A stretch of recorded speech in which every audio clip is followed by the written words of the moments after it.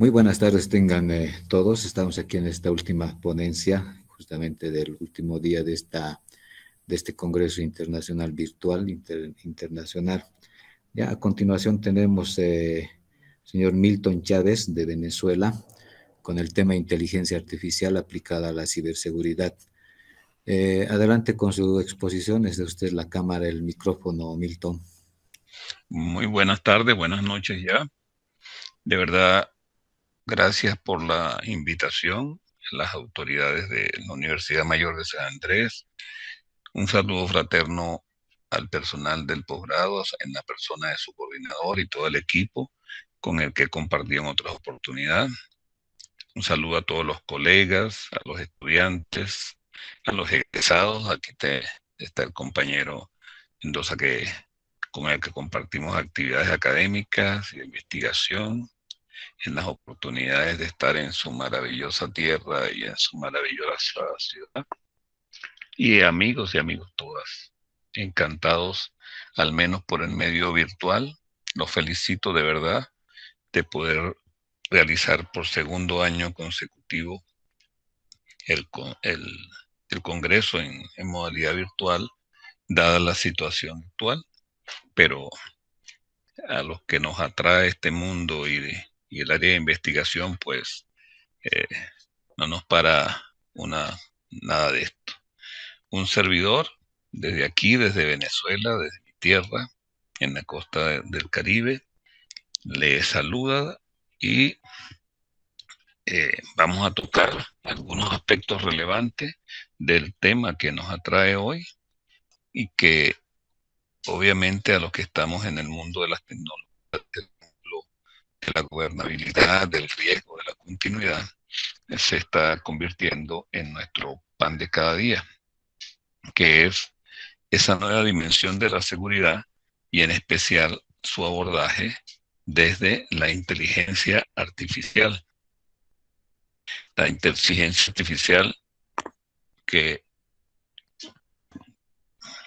no importa de la mirada con que la veamos, definitivamente llegó para quedarse.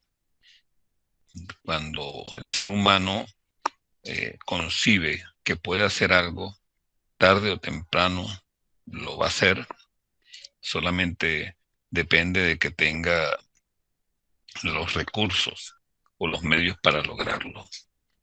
Eh, en el, por allá, en tiempos prehistóricos, en los 80, yo hacía mi tesis de grado en un mundo extraño llamado inteligencia artificial, pero que no teníamos para ese momento las herramientas, el poder tecnológico como para lograrlo.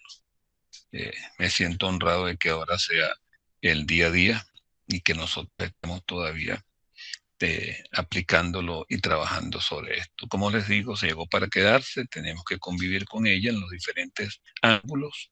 A nosotros nos corresponde hoy tratarla en su rol en el mundo de la ciberseguridad. ¿El sonido está llegando bien? Si alguien me confirma. Correcto, Sí, doctor, sí. está saliendo muy bien. Bien. Allí, como le decía, la inteligencia artificial podemos ver de diferentes perspectivas. Allí sobre la línea roja están las opiniones de algunas personas. Y bajo la línea roja están dos frases generadas por un sistema de inteligencia artificial. Esas dos frases no es que ese sistema las escoge de una lista, sino que las elabora. Es un sistema de inteligencia artificial que de hecho está en la web. Como vemos, este sistema está desarrollado para generar frases que nos den ánimo, que, que nos fortalezcan. La primera podría decirse que lo logra, pero la segunda es así como para preocuparnos, ¿no? Porque son las conclusiones a las que llega esta inteligencia artificial que, digamos, que está en su primera etapa, pero ya comienza a desempeñar un aspecto crucial en muchas de nuestras actividades. La primera área a la que yo quería referirme es de si podemos pensar que en un escenario o en otro vamos a enfrentar la inteligencia artificial o debemos considerarla, o si todavía no forma parte de esto.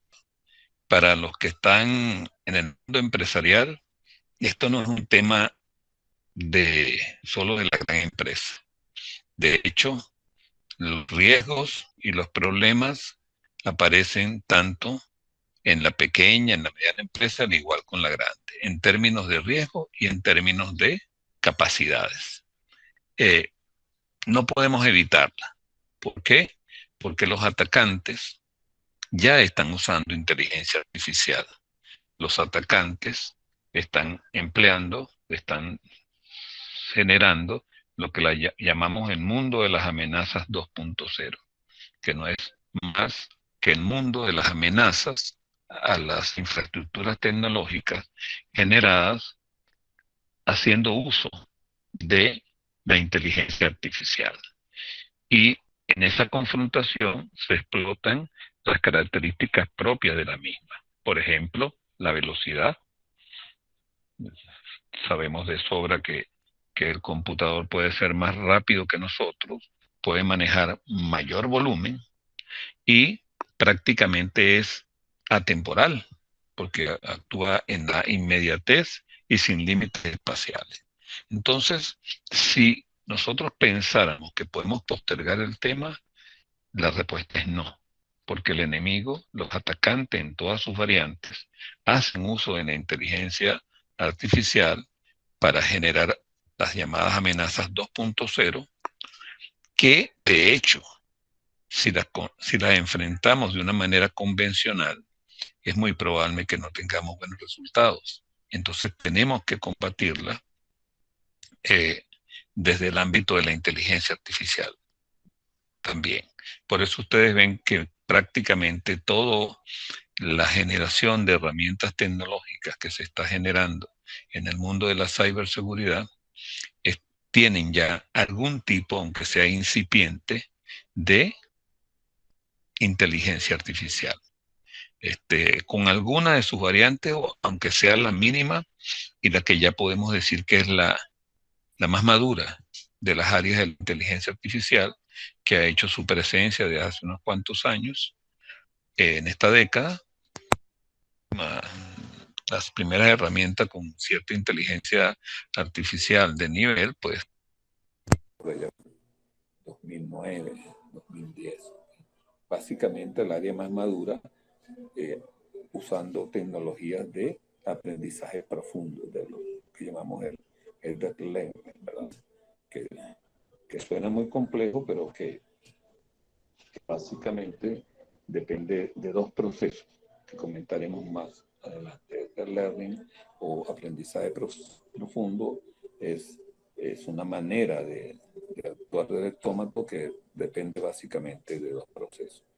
Y hablamos de ciberseguridad, obviamos el término un poco de seguridad de información, porque cuando el archivo de información está allí almacenado, pasivo, hablamos tranquilamente de seguridad de información.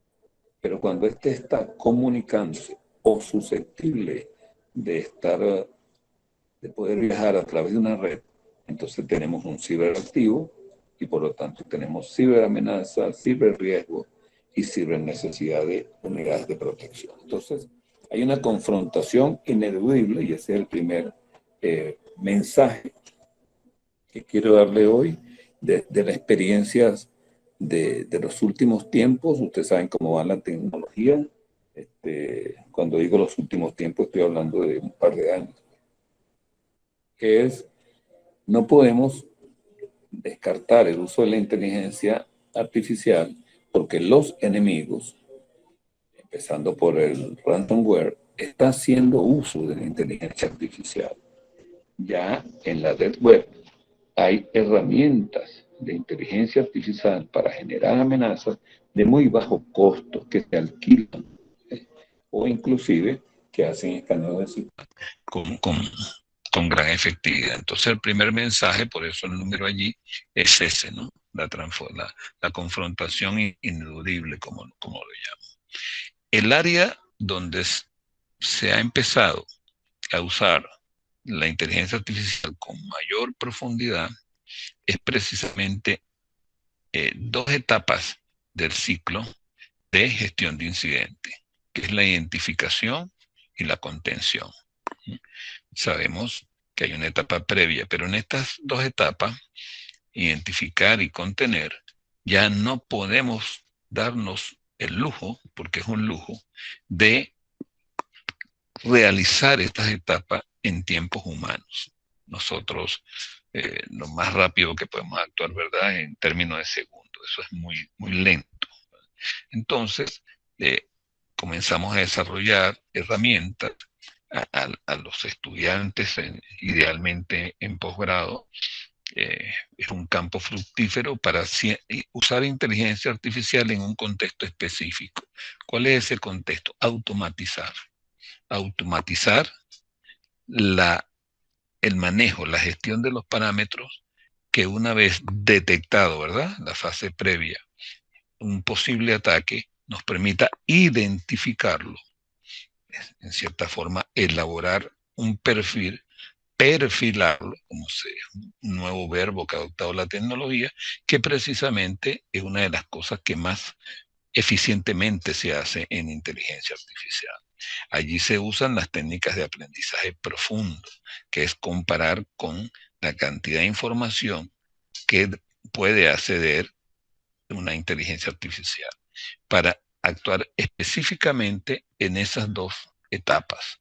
Identificar el ataque y contenerlo. Por supuesto, como sabrán los especialistas del área, estas están muy relacionadas, porque al identificar nos permite desconocer a qué tipo de ataque, de qué posible fuente, de qué magnitud, de qué tipología, ransomware, phishing, un ataque directo, etcétera, etcétera, que entonces nos permita desarrollar unas primeras estrategias de aislamiento, de frenado o simplemente de desconexión, que es lo que generalmente va a estar en las áreas de contención. Entonces, si vamos formalizando qué ha ocurrido en el pasado cercano y qué está ocurriendo en el presente, ya se toma como hecho instalado, como soluciones maduras, es la necesidad de incorporar herramientas de inteligencia artificial o hacer uso de propios desarrollos en estos dos estados de la gestión de incidentes, que son la identificación y la contención de un ataque que podamos estar sufriendo, ¿verdad?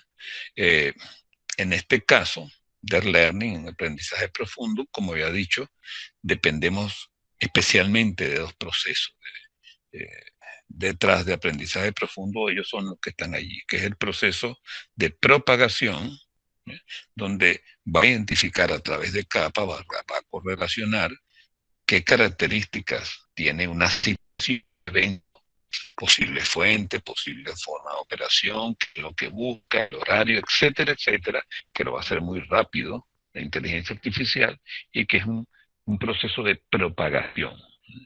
Una vez que va perfilando, entra entonces el segundo proceso que seguramente todos más o menos conocemos, que es el de retropropagación y que le permite al aprendizaje profundo validar lo que aprendió, entre comillas, en el primer proceso, de validar que el relacionamiento que hizo es válido o actualizarlo. Entonces, cuando hablamos de aprendizaje profundo, igual que en otras áreas de inteligencia artificial, específicamente en esta área de inteligencia artificial, estamos hablando de una gran cantidad de procesos muy rápidos, pero que son de dos tipos: propagación y retropropagación. Y que en realidad, pues, no son tan complejos. Esa es la segunda aspecto que tenemos que tener en cuenta, y es donde se hace uso de la inteligencia artificial en este momento. Una tercera idea dentro de la ciberseguridad es lo que llamamos la detección de amenazas 2.0. La detección de amenazas clásica con gran actividad del talento humano, bueno, eso es lo que se nos quedó en 1.0. La detección de amenazas con presencia de la inteligencia artificial es lo que llamamos la 2.0, que está basada, generalmente lo encontramos en esas interacciones de los botnet que hacen los bots que interactúan con seres humanos a través del lenguaje natural.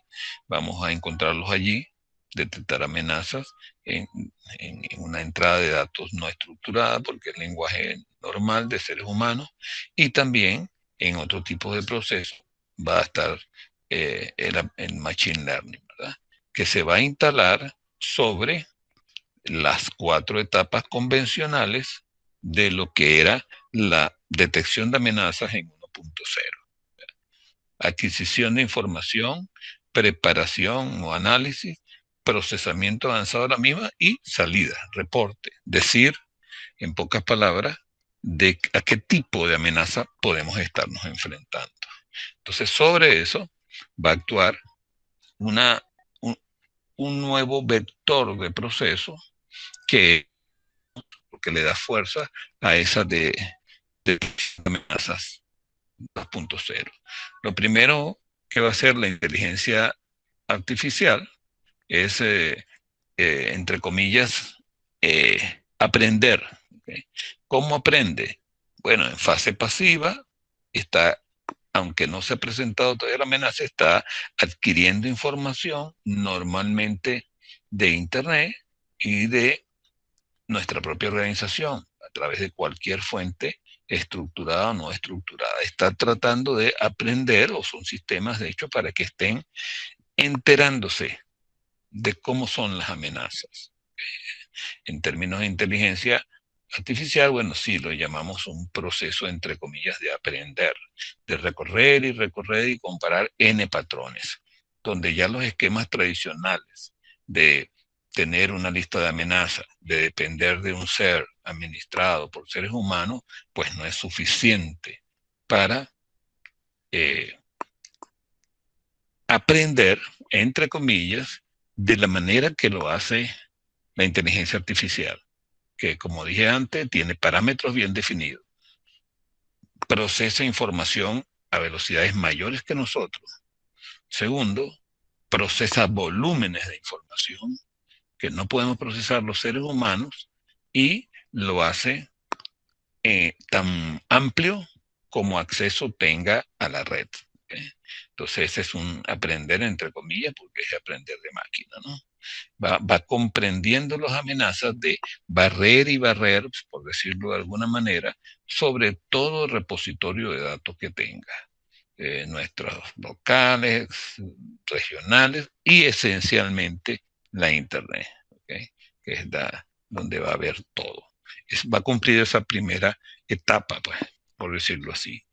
El ciclo sigue siendo el mismo, pero está actuando ya la herramienta que tengamos de inteligencia artificial.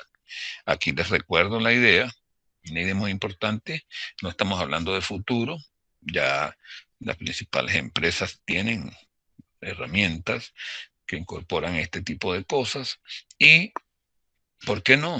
Podemos elaborar con un poquito de trabajo nuestras herramientas locales.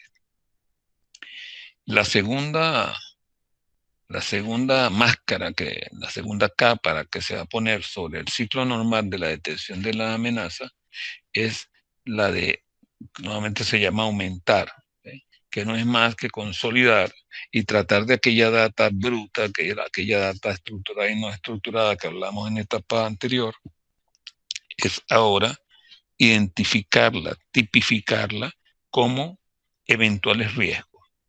Por supuesto, eventuales riesgos para un proceso específico. Digamos que somos un banco y lo que nos interesa es, para nosotros son los riesgos de que puedan acceder, dado el software que tenemos, a nuestro core bancario. Ese va a ser el foco de aumentación, por decirlo en una mala traducción.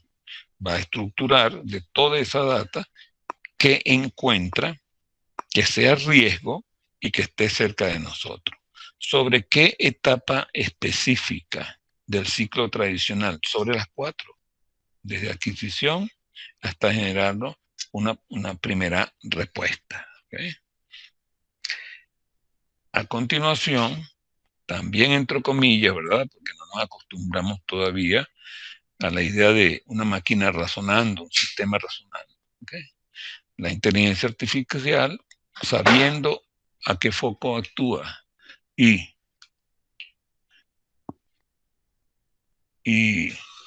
que ha barrido en la Internet, entonces hace lo que llamamos el razonamiento de la inteligencia artificial, que va ese razonamiento, no hay autómata que merezca todavía la palabra, pero que ese razonamiento va a contar de correlaciones, identificación de patrones, que es lo que hace ahora, y ciertos análisis que van a mezclar esto con los tradicionales y antiguos análisis heurísticos, ¿no? Entonces va a identificar que hay ciertas topologías de archivos, ciertas IP, ciertos emisores de amenaza, que ya le permite aumentar la calidad de la data en términos de que esto sea realmente un eventual riesgo o no. Ahí empezamos a ver las diferencias abismales, inclusive con las cifras de Gartner. La inteligencia artificial metida haciendo este trabajo puede, al menos en los casos más sencillos, o en los casos más cercanos al ser humano, hacer el trabajo 60 veces más rápido, ¿okay? Para que tengamos una idea. 60 veces más rápido. Entonces, no solamente lo veremos como un mayor ahorro, sino también al menos a la velocidad necesaria para enfrentar a un enemigo que está siendo fruto de amenazas 60 veces más rápido que lo que trabajábamos en amenazas 1.0. Y bueno, y en este caso, ¿qué le recomendamos a los especialistas? ¿Qué podemos hacer? Porque pareciera que todo lo está haciendo el sistema en la organización. Nosotros ahorita, lo que se está iniciando en el área, quien no se está iniciando, todo el que tiene que ver con la protección en la organización, debería estar estudiando cómo afecta esta inteligencia artificial las nuevas relaciones laborales, las nuevas matrices de conocimiento que tiene que haber, reorganizarnos, tomar en cuenta aspectos éticos. Todos sabemos que en esta área hasta tenemos sistemas de gestión para la privacidad, hay nuevas certificaciones, porque precisamente el tema de la privacidad se ha vuelto una prioridad en muchos países, pues, porque la tecnología a veces entra, irrumpe en lo que ya podemos considerar un área específica del ser humano. Recuerda que decimos privacidad porque generalmente en tecnología traducimos en inglés el privacy, ¿verdad? Pero que en realidad en español tenemos una palabra mucho más completa, más eficiente, que es intimidad. Que la tecnología irrumpe en lo que es la intimidad de las personas, que es algo totalmente subjetivo, que depende de cada individuo y que pues debe ser respetado. Entonces, recordemos que la ciberseguridad y la inteligencia artificial solamente van a tener los criterios éticos y las barreras de respeto de la intimidad que nosotros le enseñemos, ¿ok? Normalmente llamamos inteligencia artificial antagónica a la que está usando el enemigo, que muchas veces son las mismas herramientas que usamos nosotros en los campos convencionales del GRC, llámese seguridad de información, llámese administración de incidentes, llámese administración de la continuidad, llámese forense, o áreas que van madurando y se van separando y que también vamos bajando a medida que se desarrollan, como hoy en día hablamos de la ciberinteligencia, inclusive en marco de las organizaciones. La necesidad de anticipación más que prevención ha hecho que se desarrolle el mundo de la ciberinteligencia. ¿Okay? Entonces, de ese contexto viene la denominación de inteligencia artificial antagónica, que es la que está usando el que está enfrentándonos, el que nos está dañando. Entonces, esta es la tercera área que hoy, sin abusar del tiempo, quería tocar esta tercera idea y que considero de especial valor para actualizar en los programas de posgrado y para enriquecer y llamar a que el gran esfuerzo que realizan los estudiantes de posgrado en diferentes niveles, pues sus trabajos de investigación en los que tienen interés o vocación hacia esta área, los consideren, porque las empresas lo están necesitando ya y a cualquier escala. Las amenazas no miden pequeña, mediana o grande. No miden países, simplemente es una sola plataforma tecnológica. Una cuarta idea que quería introducirle y comentarle, porque nos está resultando útil en el mundo de la ciberseguridad, es los llamados gemelos digitales. Seguramente si alguno de ustedes está relacionado con el mundo de la industria fuera del medio informático, ya conocerá esto, porque desde hace unos 6, 7 años, este nombre se ha empezado a usar en el medio industrial, ¿verdad?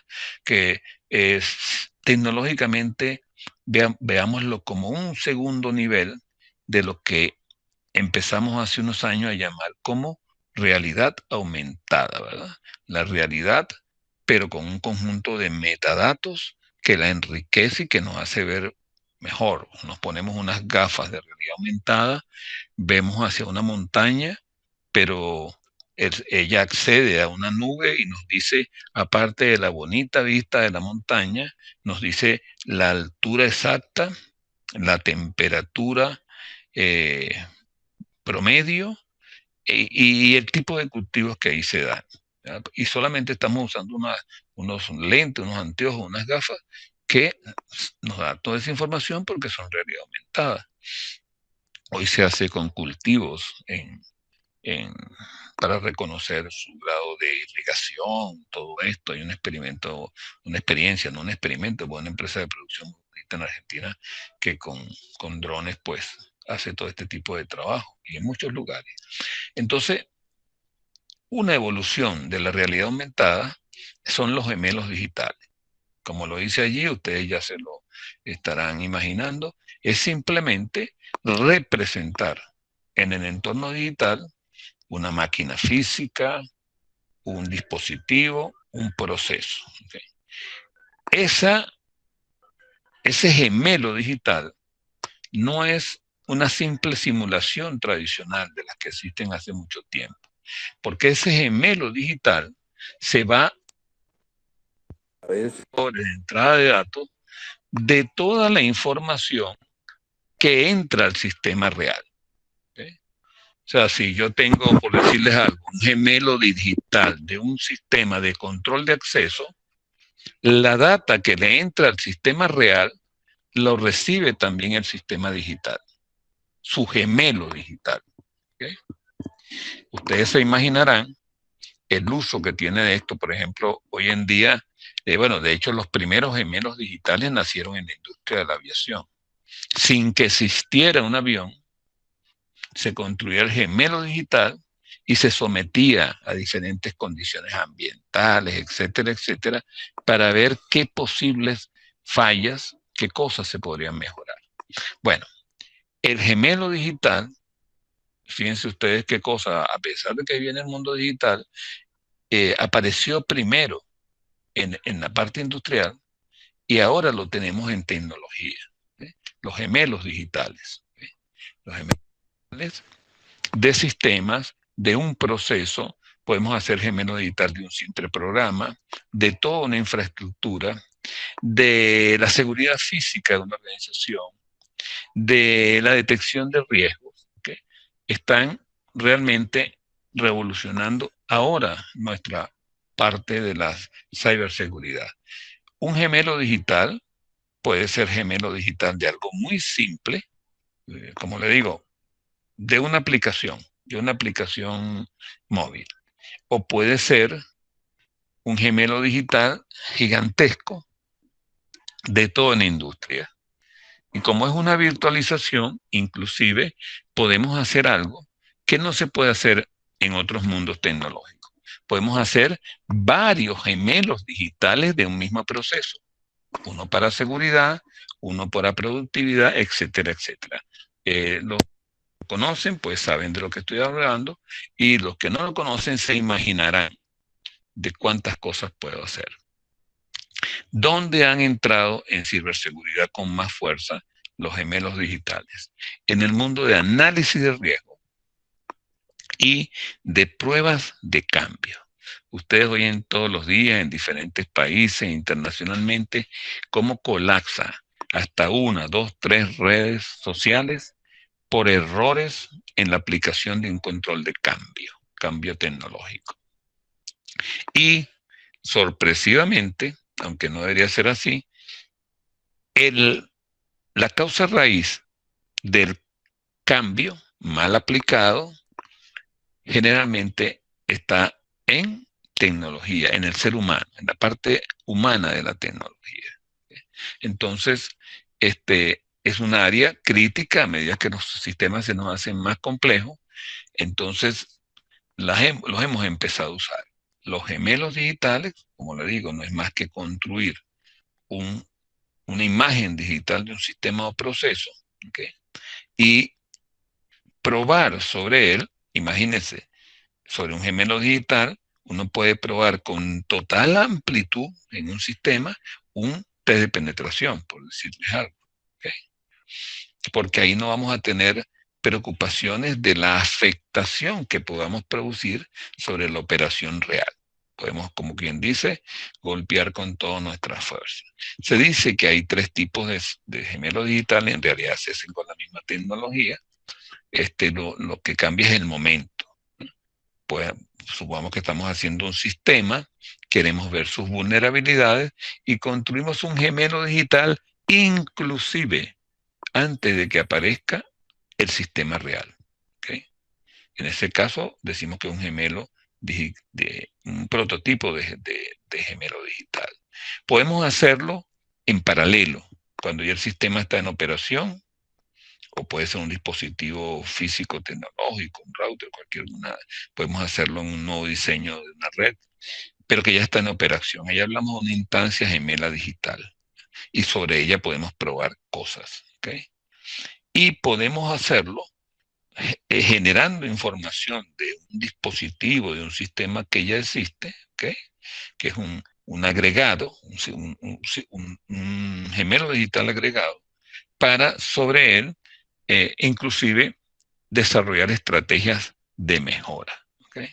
Entonces, como muchas veces la única manera de probar una estrategia de seguridad es sobre el sistema real, sabemos que esto puede dañar la operación. Entonces, esto es una gran ayuda porque podemos hacerlo sobre su gemelo digital, ¿okay? Sobre su imagen, ¿okay? Etapas críticas en la elaboración del sistema de un gemelo digital, esta idea principal 4 que quería transmitirle, es la captura e integración de datos. Eso va a ser lo crucial, porque esto nos va a dar la clave en sí para garantizar en cuánto se parece nuestro gemelo digital a su gemelo, vamos a llamarlo real, ¿okay? Entonces, la captura y la integración de datos es el punto más complejo. Allí hay 5 cosas que debemos cuidar. Están en azul las más relacionadas con los datos, que es una, modelaje de datos. Segundo, la captura de la realidad, que no es más que tener la capacidad, los sensores, la entrada de datos, de darnos la imagen más real del gemelo original para llevarlo al gemelo digital. Y tercero, la creación y extracción de entidades. Por ejemplo, una amenaza es una entidad. Una vulnerabilidad del sistema, eso es una entidad. Un requerimiento de servicio, un acuerdo de servicio de qué se espera de ese sistema, eso es una entidad. Un usuario que tiene ciertos perfiles de acceso a ese sistema, esa es otra entidad. O sea, acuérdense que estamos hablando de un autómata y él no sabe nada, tenemos que decirle hasta cómo son los objetos que acceden al gemelo, ¿no? Y hay dos etapas de la captura de integración que no tienen tanto que ver con los datos, que es la integración y gestión del sistema, los datos que tomamos inicialmente de modelados de datos, y el flujo de trabajo y sistemas empresariales. Es que el gemelo digital, la mejor manera de probar que él representa al gemelo real es que podría hacer sus procesos tal cual se lo demandara. Entonces, esta idea, como le digo, inclusive en la red ustedes pueden conseguir mucha información porque empezó a trabajarse en el mundo industrial. Cuando hemos visto, me acuerdo el último curso que tuvimos allá presencial, le comentabas algo, de la aparición de la IIoT, la Internet Industrial de las Cosas, muy específica para la parte de robótica, en industrias, todo eso. Allí fue uno de los escenarios donde entró con más rapidez la realidad aumentada. ¿Okay? Bueno, entonces no es de extrañar que en esos escenarios, ya les dije específicamente en la industria de aviones y en la industria automotriz, fueron las primeras, ahora no, ahora prácticamente en todas las industrias. Cuando entró la realidad aumentada, en pocos años, como son todas las cosas que pasan en tecnología, maduró y allá surgieron los gemelos digitales para hacer un torno, para un engranaje, para calcular hasta la fricción, el desgaste, todo aquello. Y ahora es que en los últimos 2 años ha migrado hasta nuestro entorno infotecnológico, sobre todo porque muchas veces no tenemos la velocidad para hacer los análisis de riesgo que ya tiene que ser una función continua, o que no podemos aplicar los cambios o las pruebas que queremos sobre el gemelo original porque podemos causar un eventual daño. Una quinta área, y esta es la última que quería destacarle, es una de las más interesantes y más retadoras en los sistemas más complejos. Dentro de la inteligencia artificial aplicada a la ciberseguridad, esta es una de las más interesantes, lo que llamamos la seguridad cognitiva, y que no es más, digámoslo así, aunque a algunos les pueda resultar un poco fría la idea, es el trabajo en equipo de la inteligencia artificial y de la inteligencia humana. La inteligencia artificial llega hasta un punto, por ejemplo, en darnos una probable lista y escenario de riesgo, pero la inteligencia humana, con su conocimiento, con su percepción, hasta con el poder de su subjetividad, perfecciona, depura esta lista y puede ser que la regrese a la inteligencia artificial, la retroalimenta. Recuerden los procesos básicos que les mencioné, ¿no? Como aprende, por ejemplo, el aprendizaje profundo, ¿no? Siempre, por mucha inteligencia que haya, lo que hace es propagación y retropropagación. Entonces nosotros lo que hacemos es, datos humanos le incorporamos al aprendizaje profundo de la inteligencia artificial en la retropropagación, para que él refina, para que él, entre comillas, analice, piense mejor con el aporte que lo estamos. Y esto, por supuesto, ustedes lo imaginarán, entra en un ciclo interactivo, ¿no? Interactivo y recursivo. Hombre, máquina o ser humano, porque las mujeres también están muy activas en esto, ser humano, máquina, máquina, ser humano.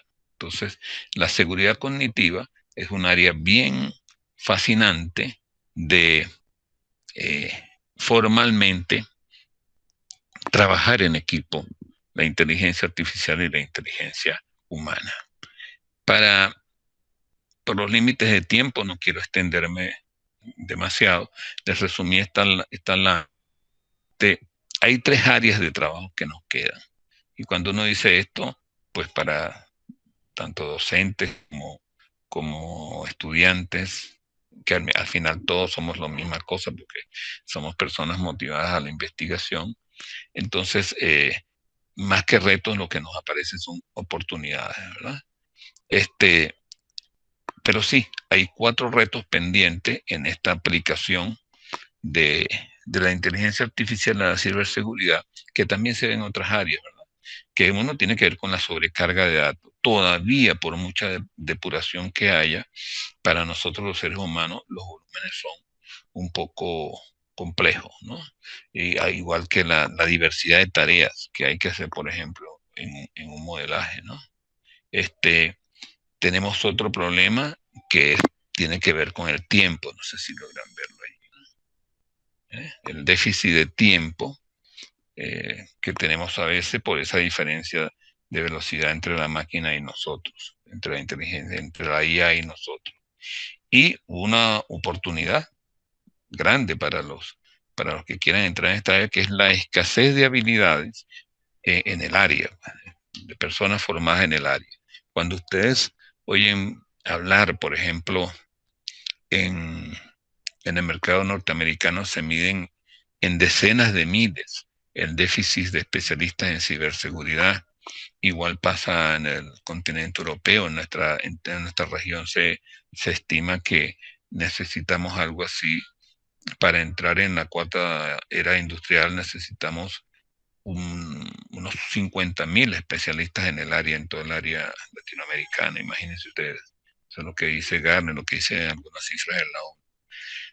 Entonces, cuando hablamos de ciberseguridad, hoy, esa escasez de habilidades, también necesitamos gente que pueda aplicar la inteligencia artificial en el área o que pueda trabajar en equipo con el autómata. ¿Okay?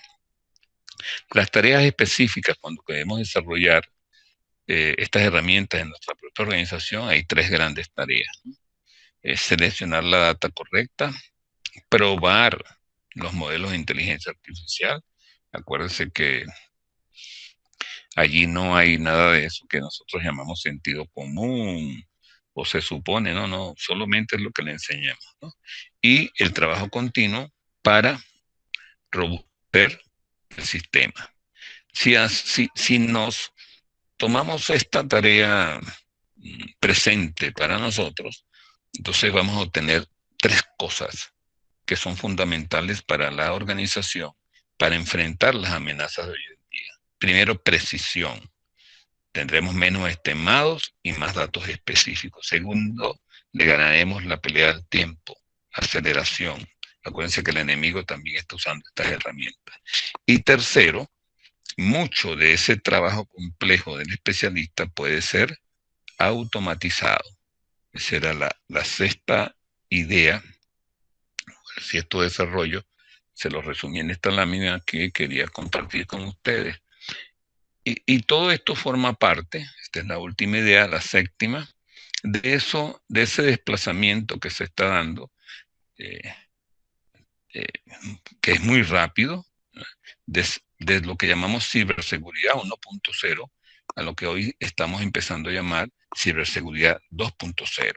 Y la ciberseguridad 2.0 tiene como un componente central al menos el trabajo en equipo con la inteligencia artificial. ¿Cómo empezar? Para el especialista, para el interesado, para cualquier organización, porque también la universidad es una organización que tendrá sus enemigos tecnológicos, y especialmente para las empresas de todos los tamaños. Primero, pruebe, no revise, pruebe su sistema o sus previsiones, si no llega a sistema, para aumentar de capacidad de responder a los incidentes para ver cómo está su ciberresiliencia. Segundo, para manejar este tipo de tecnología, ¿verdad? Hay 2 áreas de inversión. necesarias.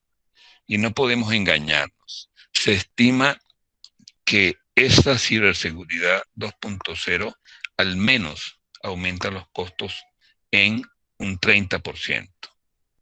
Pero también, ustedes pueden revisar cifras de IBM, de Gartner, aumenta la eficiencia de la respuesta en 3-1. ¿Okay? Las empresas que están quedándose en lo que llamaríamos ciberseguridad 1, están teniendo un triple de gasto por objeto de daños y de problemas que van desde caer víctimas del ataque directo en ciberseguridad hasta la complejidad de la tecnología. Todavía cada vez hace más posible que apliquemos un cambio de mala manera y igual vamos a sufrir. Y eso le ha pasado desde el mundo de los aviones hasta la banca con muchos casos. Entonces hay que ser más eficiente. Todavía la inteligencia no llega ahí en la parte de la gobernabilidad de la tecnología. Hay que mejorar, disculpen, la gestión de riesgo, hacerla continua. Los programas de cumplimiento no son otra cosa que asegurarlos, porque significan en generar buenas prácticas. La inversión también en lo que se ha llamado el SOAR, ¿verdad? Que es la automatización para mejorar el tiempo en el que nosotros respondemos a una amenaza. ¿Okay? Y eso nos lleva a un modelo de seguridad basado en confianza cero, por lo menos por ahora. ¿Okay? Modelo de confianza cero, porque es lo que amerita el nivel de riesgo actual. De esta manera, la ciberseguridad, empleando inteligencia artificial, se enmarca dentro de lo que es la estructura general de ciberseguridad. Bueno, estas eran las ideas que quería compartir con ustedes. Muy agradecido y muy honrado de que me hayan, por este medio, dado la oportunidad una vez más de compartir con una comunidad como es el posgrado de la UNSA, donde tengo pruebas amplias de varios años de su interés en el estudio, su interés en la investigación, su interés en todos estos temas y de hacer lo mejor posible por las organizaciones de Bolivia, de La Paz y por lo tanto de su país, pues. Muchas gracias por estar ahí. Estoy a la orden si acaso ustedes tienen alguna pregunta, un comentario, lo que quieran hacer. Muchas gracias, profe Milton. Entonces abrimos los micrófonos para que la concurrencia pueda formular sus preguntas. Adelante. Buenas noches, claro que sí, Edson. Adelante. Antes que nada, por mi parte, complacido realmente por tenerlo en esta charla. Como decía bien Edson, también he sido un estudiante que ha pasado por las manos del profesor en cuanto a la formación en el posgrado, y realmente un profesor muy, muy dinámico. Gracias. Y la importancia realmente de este tema, que es respecto a infraestructura crítica, que en algún momento hablábamos y nos poníamos a pensar que realmente esta infraestructura crítica, estos sistemas SCADA son realmente muy importantes, muy críticos, los cuales todos los países estamos muy interesados de protegerlos, ¿no? Porque algún tipo de ataque realmente causaría una gran conmoción social, en varios ámbitos, ¿no? Entonces, sí, qué interesante realmente el tema. Me ha dado mucho gusto, estoy muy, muy feliz de verlo, por lo menos a distancia, estimado doctor. Bueno. Y bueno, lo único, muchas gracias, y el tema sí realmente la concientización, ¿no? La cultura de seguridad relacionada especialmente con la infraestructura crítica.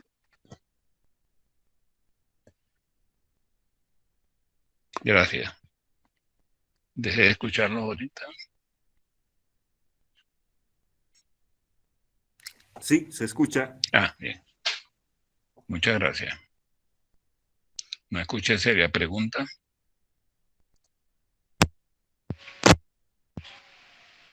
No, solamente era un poco la complementación justamente que decía, relacionado a este tipo de infraestructuras, ¿no? Que es muy importante actualmente, ¿no? Infraestructura crítica, sistemas SCADA y todo aquello que seguramente Machine Learning también entraría, ¿no? Para proteger y para detectar algún tipo de vulnerabilidades que tuviéramos en estos sistemas. Sí. Y como le digo, no toda organización está sujeta a esto. Mire, en los últimos 3 meses, así nada más al recuerdo, tuvimos un gran caso que atendimos en sector financiero, un banco, pero también una cadena de expendio de alimentos, de supermercado, con una infraestructura tecnológica no muy sofisticada, a la que ellos, por no ser el core de su negocio, no le habían prestado mucha atención y quedaron fuera de operaciones por 4 días, gigantescas pérdidas, un daño para la magnitud de su negocio, 6 supermercados, un verdadero daño que causó golpe en su patrimonio, daño reputacional. Y el ataque tenía el componente de inteligencia artificial. ¿Okay? Si ellos como organización están lejísimos de la idea, pues su atacante no, y les pegó muy fuerte. ¿Alguna otra pregunta? No sé, ¿si me oye? Sí, doctor, muy buenas tardes. Lo que yo le quería consultar es, usted ha manifestado que el costo de tener más seguridad es un 30% más de todo, me imagino, de toda la infraestructura. Yo lo que le quería consultar es el concepto que usted ha desarrollado del hermano gemelo o de los hermanos gemelos. Se involucra hacer una copia virtualizada de todo el sistema, digamos, de un banco, de una institución. Quisiera que nos aclare eso, por favor. Sí, gestionar la ciberseguridad al nivel que se requiere ahorita, digamos que se ha estimado en un 30% más de lo que podía hacerse hace 3 años, conforme a las mejores prácticas. El concepto de gemelo, que como digo, no es mi desarrollo, lo hemos usado con otras organizaciones, generalmente el gemelo se hace de un sistema crítico, de una aplicación, de un proceso. ¿Okay?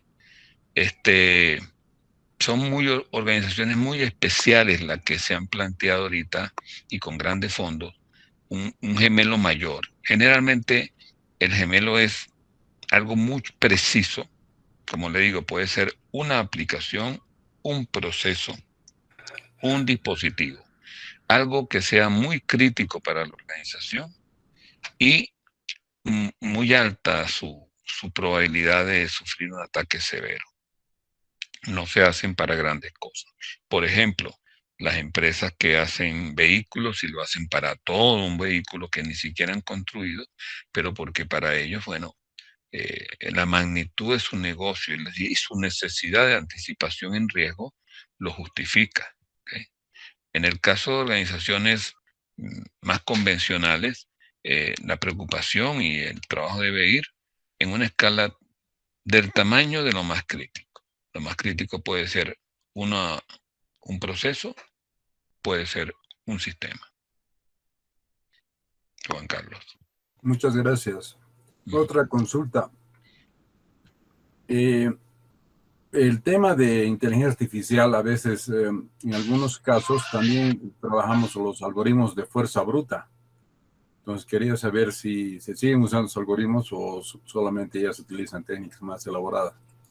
Bueno, de hecho, la inteligencia artificial tiene la capacidad de hacer ataques de fuerza bruta, ¿no? Porque en un reciente incidente, por ejemplo, bancario a nivel mundial, el evento tuvo una combinación.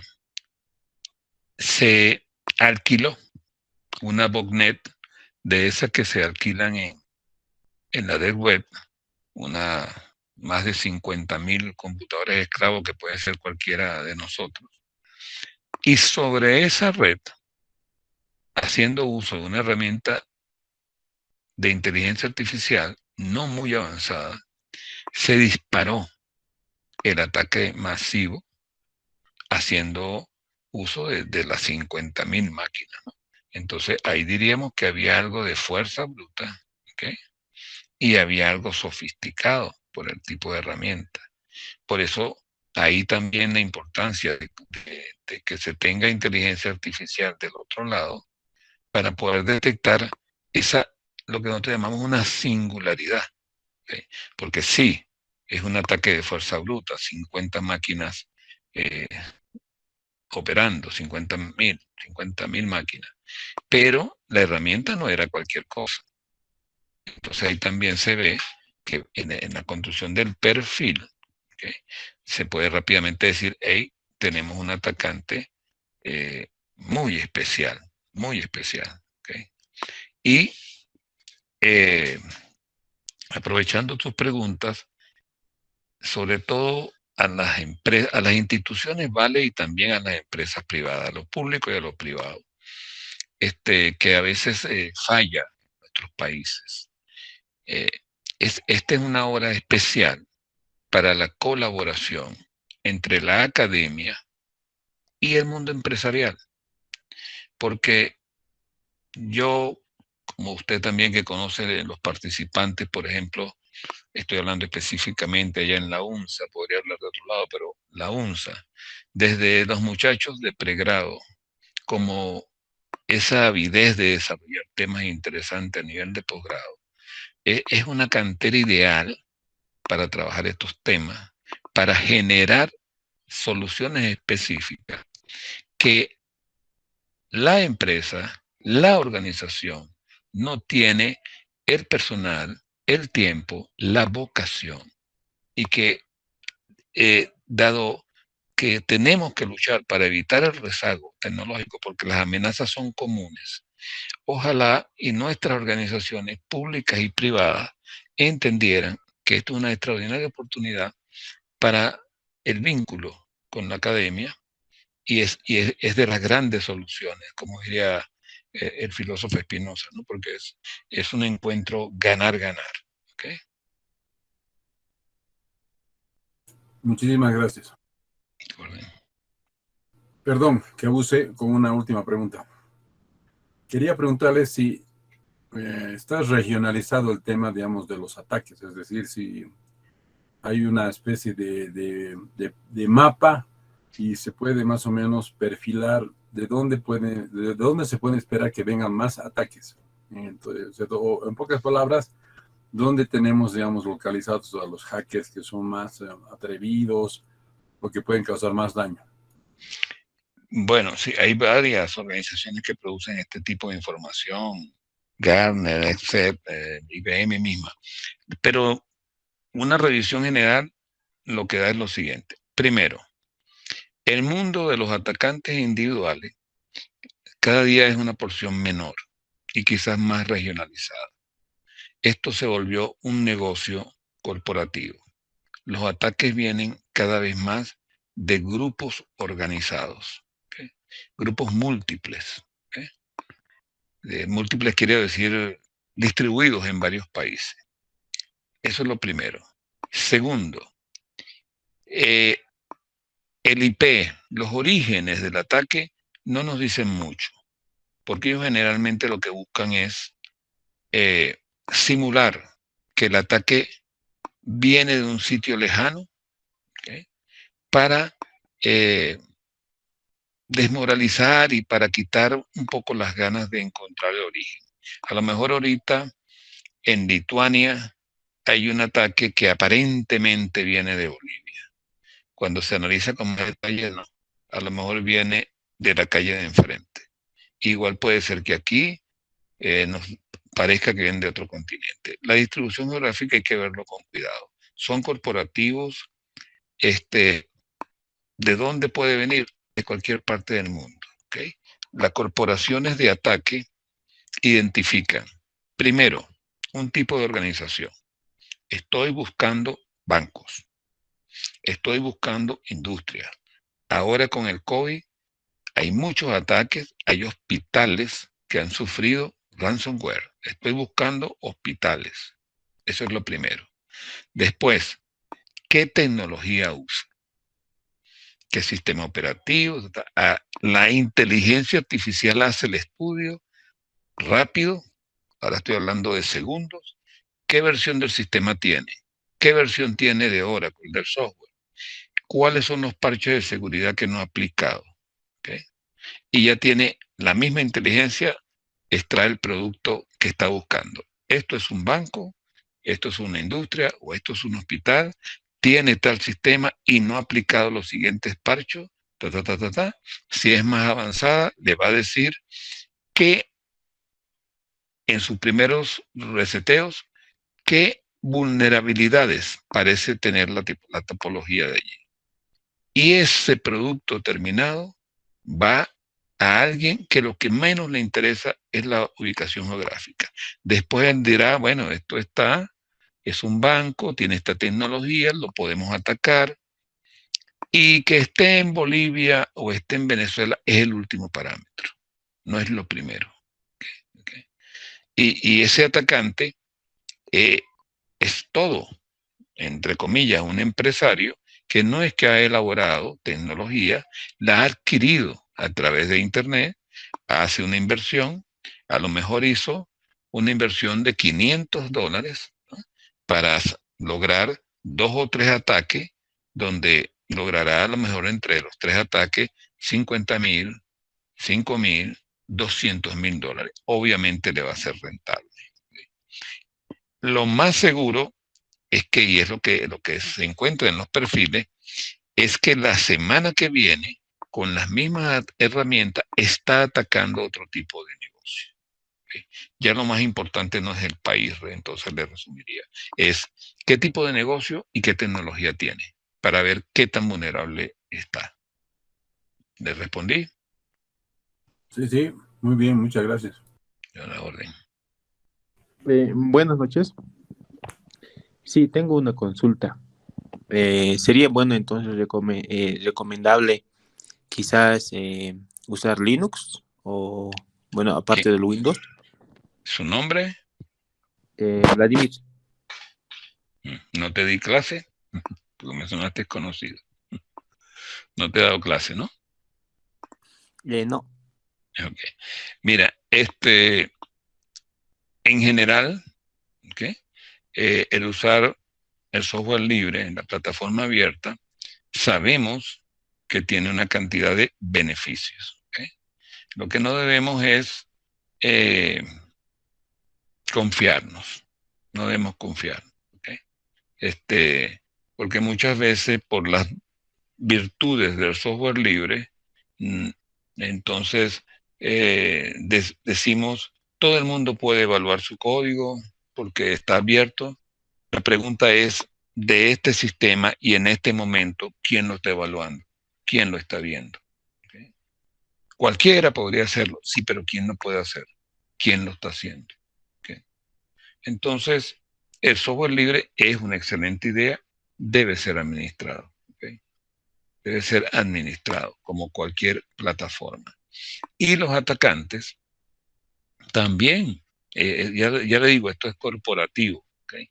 El delincuente convencional ha migrado totalmente. Entonces, el atacante también conoce las fortalezas, las desventajas que puede tener una organización en software libre, ¿okay? Y como él tiene muy claro el concepto de empresa abierta, él no se va a preocupar en elaborar todas las herramientas que necesita o en reunir todas las experticias. Él las compra a terceros. Para nadie es un secreto, y ustedes lo deben de conocer, que en la Deep Web hay un tráfico de conocimiento y de herramientas, pero realmente con unas ofertas entre comillas, maravillosas, ¿ok? Y muy específicas, ¿no? Entonces, sí está bien usar un Linux o cualquier otra plataforma abierta. Sabemos que eso a veces en las organizaciones tiene sus límites, porque cuando adquirimos cierto software que no es tan abierto, pues entonces nos condiciona en cierta forma a qué podemos tener de base. Pero siempre es una ventaja si lo administramos bien. Está bien, muchas gracias. A tu orden. Una Adelante. consulta más. Bueno, tengo una duda acerca de, bueno, he escuchado de los routers, de los Huawei, Asus, de los routers Asus, que ya puedes encriptar con lo que es VPNs dentro del router. Entonces, eso significaría que estaría protegiendo todo lo que es tu red local de una persona o si no de una familia. ¿Eso sería beneficioso o no sería aplicable aquí cuando tenemos un ataque de virus? No, sí, es útil, ¿ok? Es muy útil. Claro, el virus, si entra por un nodo válido de la VPN, de un usuario válido, igual me va a hacer daño. Eso no quiere decir que yo no tenga que protegerlo. Pero uno de los beneficios de la tecnología COVID, como la llamamos, porque hay muchos tecnología que se ha acelerado en tiempo de la pandemia, o que han salido muy buenas ideas, por ejemplo, la amplificación del uso de VPN ha hecho que la empresa que tú mencionas y otras, no es la única, hayan presentado ese tipo de tecnología. ¿Okay? ¿Me confiaría en ella 100% para el tema virus? No. ¿Okay? Porque muchas veces los virus entran a una red, a un sistema, por usuarios válidos, moviendo archivos válidos supuestamente, que no han tenido la suficiente. Entonces, allí va a haber un gap, porque esa tecnología a ese nivel no va a ser tan dinámica como para garantizarme una limpieza a futuro. Tiene un nivel mayor, pero depende del tipo de amenaza. ¿Okay? Es así como gran parte de las amenazas en las redes actualmente actúan tipo caballo de Troya, ¿verdad? Lo trae a la casa, lo trae a la red, lo trae al sistema un usuario válido y que supuestamente está haciendo una operación lícita, o sea que no es un ataque de un tercero. Entonces, con el virus ese es el problema. ¿Okay? Todavía sigue siendo importante contra el virus, inclusive las políticas, ¿okay? De qué traigo yo como usuario autorizado a mi sistema o qué no. ¿Okay? Pero esa es una tecnología válida, otro piso de las VPN, usar este tipo de tecnología. Un poquito caja negra, pero depende de lo que uno está haciendo. Bueno, si no, de todas maneras ahí tienen mis coordenadas, las puse en una lámina y también estaban en el código QR, si tuvieron tiempo de tomarlo, además han grabado. Realmente, créanme que es un placer sentirme de nuevo en la UNSA, aunque sea por esta realidad virtual, y felicitar al coordinador y a todo el grupo, porque sé que hay un grupo siempre bueno de trabajo allá del posgrado en informática, que hayan tenido esta buena iniciativa y que aún con la pandemia, pues usen el medio virtual para llevar adelante esta actividad. Y me siento honrado creo que soy el que cierra el congreso antes de que ustedes se vayan a celebrar, ¿no? Gracias.